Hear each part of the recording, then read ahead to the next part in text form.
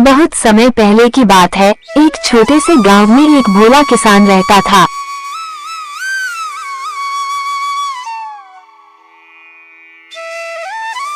उसका नाम हरिलाल था। हरिलाल बहुत ही मेहनती, ईमानदार और सरल स्वभाव का व्यक्ति था।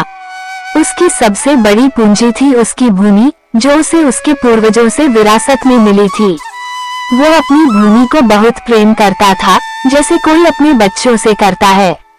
हर दिन वह अपनी खेती में मेहनत करता और अपनी फसल से अपने परिवार का पेट भरता।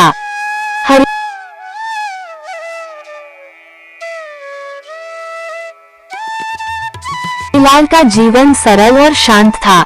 उसके पास ज्यादा पैसा नहीं था, लेकिन उसे जितना मिलता वह उसमें संतुष्ट रहता।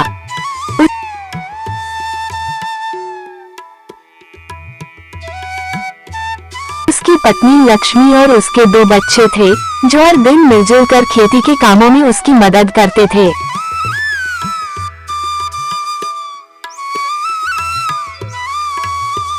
लेकिन एक दिन गांव में एक बड़ा व्यापारी आया। उस व्यापारी का नाम सेठ रामधनी था। वो बहुत ही चालाक और लालची इंसान था, जो गांव के भोले भाले लोगों को अपनी मीठी बातों में फंसाकर उनका नुकसान करता था। सेठ ने सुना था कि हरिलाल के पास अच्छी उपजाऊ भूमि है, जहां फसल बहुत अच्छी होती है। उसने सोचा, अगर मैं हरिलाल की यह भूमि खरीद लूं, तो मैं यहाँ एक बड़ा कारखाना खोल सकता हूँ और बहुत सारा मुनाफा कमा सकता हूँ। सेठ रामधनी ने योजना बनाई कि वो हरिलाल को किसी तरह से फंसाकर उसकी भूमि हड़प लेगा।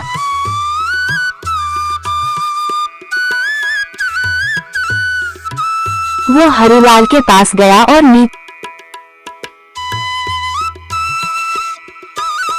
की बातें करते हुए बोला, हरिलाल भैया, तुम कितने मेहनती हो। मैं तो देखता हूँ कि तुम अपनी जमीन पर कितना मेहनत करते हो, लेकिन इस मेहनत से तुम्हें क्या मिलता है? बस 2 वक्त की रोटी।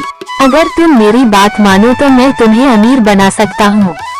हरिलाल थोड़ा चौंका, लेकिन उसने शांति से पूछा, सेठ जी, आप क्या कहना चाहते हैं? सेठ ने मुस्कुराते हुए कहा, देखो, तुम इस जमीन को बेच दो और बदले में मैं तुम्हें इतना पैसा दूंगा कि तुम पूरी जिंदगी आराम से बिता सकोगे। तुम्हारे बच्चे अच्छे स्कूल में पढ़ सकेंगे और तुम्हारी पत्नी के पास सारी सुख सुविधाएं होंगी। हरिलाल ने ये सुना तो उसे थोड़ा लालच आ गया। उसने सोचा, सेठ जी सही कह रहे हैं, मुझे इतनी मेहनत करने के बाद भी कुछ खास नहीं मिलता। अगर मैं जमीन बेच दूं तो शायद मेरी जिंदगी बदल सकती है। लेकिन फिर उसने अपने दिल से पूछा, क्या मैं अपनी उस जमीन को बेच सकता हूँ, जिसे मेरे पूर्वजों ने अपने खून पसीने से सींचा है? हरिलाल के मन में दुविधा थी। उसने सेठ को कुछ दिन का समय मांगा ताकि वह सोच सके। सेठ ने मन ही मन सोचा, मैं हरिलाल को किसी भी कीमत पर यह जमीन बेचने के लिए मजबूर कर दूंगा। हरिलाल ने उस रात अपनी पत्नी लक्ष्मी से बात की। उसने कहा, लक्ष्मी, सेठ जी हमारी जमीन खरीदना चाहते हैं और इसके बदले हमें बहुत सारा पैसा देने का वादा कर रहे हैं। मैं सोच रहा हूँ कि क्या हमें यह जमीन बेच देनी चाहिए। लक्ष्मी समझदार थी। उसने कहा, हरिलाल, ये सही है कि हमें ज्यादा पैसा नहीं मिलता, लेकिन यह जमीन हमारी पहचान है। ये हमारे पूर्वजों की धरोहर है। क्या तुम पैसे के लिए इसे बेचने का निर्णय ले सकते हो? हरिलाल कुछ सोच में पड़ गया।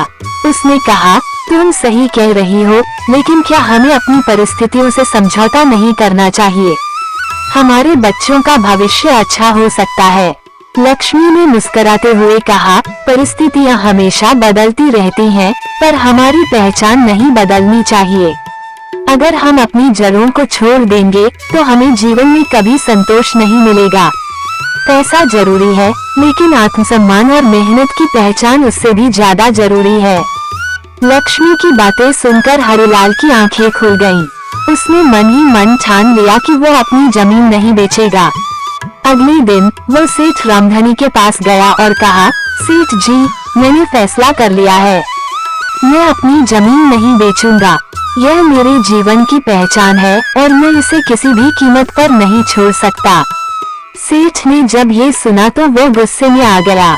उसने सोचा था कि वो हरिलाल को आसानी से फंसा लेगा, लेकिन अब उसकी योजना विफल हो गई थी। उसने अपनी चालों का सहारा लिया और धमकाते हुए कहा, हरिलाल, तुम नहीं जानते कि मैं कौन हूँ। अगर तुमने मेरी बात नहीं मानी तो तुम्हें इसका परिणाम भुगतना पड़ेगा। लेकिन हरिलाल अब अडिग था। उसने कहा, सेठ जी, चाहे कुछ भी हो जाए, मैं अपनी जमीन नहीं बेचूंगा। आप चाहे जितनी भी धमकियां दें, मेरी मेहनत और मेरी भूमि मेरे लिए सबसे महत्वपूर्ण है। सेठ रामधनी ने फिर सोचा कि अब वो कानूनी तरीके से हरिलाल को फंसाएगा। उसने गांव के एक भ्रष्ट अधिकारी के साथ मिलकर हरिलाल की जमीन के कागजात में गड़बड़ी करवाई और उसे अदालत में घसीट लिया। हरिलाल ये सब देखकर घबरा गया, लेकिन उसकी पत्नी लक्ष्मी ने उसे धैर्य बनाए रखने की सलाह दी। उसने कहा, सच की हमेशा जीत होती है। हमें धैर्य से काम लेना चाहिए और ईमानदारी के साथ लड़ाई लड़नी चाहिए। हरिलाल ने गांव के मुखिया और कुछ समझदार लोगों से सलाह ली। उन्होंने हरिलाल को न्याय के लिए लड़ने की हिम्मत दी। वे लोग हरिलाल के साथ अदालत पहुंचे। अदालत में हरिलाल की सच्चाई और सेठ रामधनी की चालाकी सामने आई। जज ने हरिलाल के पक्ष में फैसला सुनाया और सेठ रामधनी को दंडित किया। हरिलाल की जमीन सुरक्षित रह गई। गांव के लोग हरिलाल की ईमानदारी और धैर्य की प्रशंसा करने लगे। सेठ रामधनी की चालाकी सबके सामने आ गई और उसकी बदनामी गांव में फैल गई। उसे अपनी गलती का एहसास हुआ और उसने हरिलाल से माफी मांगी। हरिलाल ने उसे माफ कर दिया, लेकिन उसे सिखा दिया कि लालच और धोखाधड़ी से कभी किसी का भला नहीं होता। इस घटना के बाद हरिलाल की ईमानदारी और उसके जमीन से जुड़े प्रेम की कहानी गांव में ही नहीं, बल्कि आसपास के गांवों में भी मशहूर हो गई। लोग उसकी मेहनत और सच्चाई की मिसाल देने लगे। हरिलाल ने अपनी जमीन पर पहले से भी अधिक मेहनत करनी शुरू की। उसके खेतों में फसलें लहलहाने लगी। उसकी जिंदगी में खुशहाली आ गई। उसके बच्चे अच्छे स्कूल में पढ़ने लगे, लेकिन हरिलाल ने कभी अपनी जमीन का मोह नहीं छोड़ा। जीवन में धन दौलत महत्वपूर्ण है, लेकिन उससे भी महत्वपूर्ण है आत्मसम्मान, मेहनत और अपनी पहचान। ईमानदारी और सच्चाई का मार्ग कठिन हो सकता है, लेकिन अंत में उसी की जीत होती है।